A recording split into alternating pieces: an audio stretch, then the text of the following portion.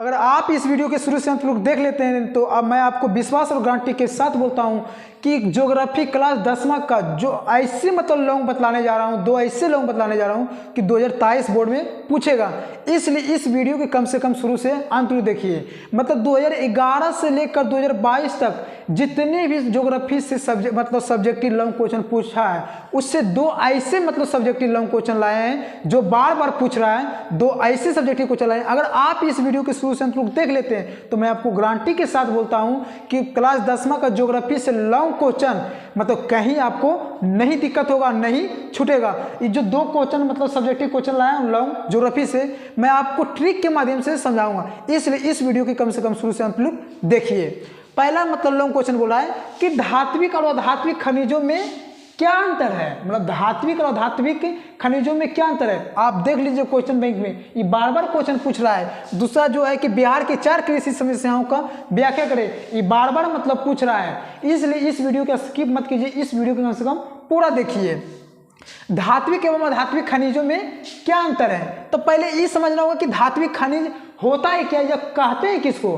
तो धात्विक खनिज वैसे खनिज जिन्हें शुद्ध करने के बाद चूर्ण बनाकर इच्छित रूप से ढाला जा सकता है उसे धात्विक खनिज कहते हैं। जैसे सोना, चांदी, लोहा, तांबा, बॉक्साइट इत्यादि धात्विक खनिजों को पूर्ण लोह तथा अलोह खनिजों में बांटा गया है। मान लीजिए कि अगर आपको पहचानना है कि धात्विक खनिज किसे कहते हैं तो आप उसको गला करके देख लीजिए। जिधर ढालिएगा उधर ढल जाएगा, उसको जैसे पीटेंगे उसे पिटा जाएगा, उसको बोलेंगे धात्विक खनिज।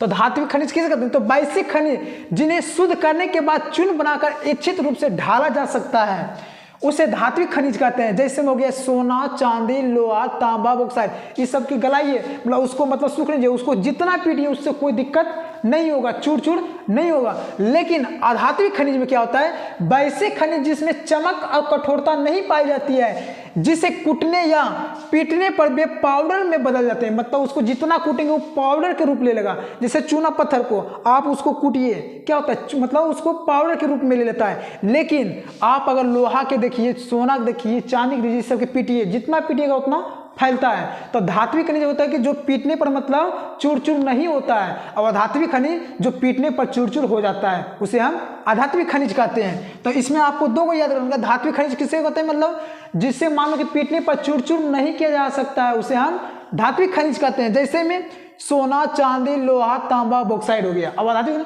तो अधात्विक खनिज वैसे खनिज को कहते हैं जिसे पीटने पर चूर चूर पाउडर के रूप ले लेता है उसे हम अधात्विक खनिज कहते हैं। जैसे में चूना पत्थर हो गया, नाइट्रेट हो गया, पोटास हो गया, डोलोमाइट हो गया, अबरक हो गया, जिप्सम हो गया इत्यादि जो है अगर इसको पीटेंगे तो क्या हो जाएगा, पाउडर की तरह लेता है। दूसरा लॉन्ग क्वेश्चन देखिए कि बिहार की 4 कृषि समस्याओं की व्याख्या कीजिए। बिहार के जो 4 कृषि जो समस्या आ रहा है हम लोग के सामने उसको बारे में व्याख्या करें। तो बिहार की 4 कृषि समस्याओं निम्नलिखित है। तो पहला है कि भूमि का छोटा आकार होना।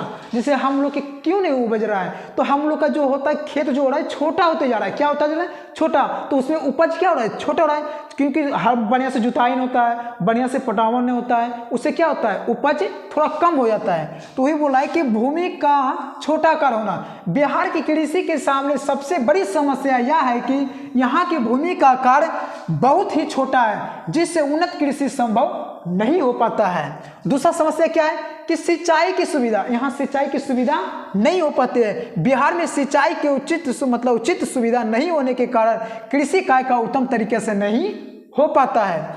तीसरा समस्या है कि उत्तम कृषि औजार क्या है, तो यहाँ नए नए यंत्रों का अभाव जिसका कृषि पर बुरा प्रभाव पड़ता है। यहाँ नए अगर मान लो कोई चीज़ अगर आविष्कार होता है उसको मान लो हम अपने कृषि पर करते हैं तो उसका बुरा प्रभाव पड़ता है।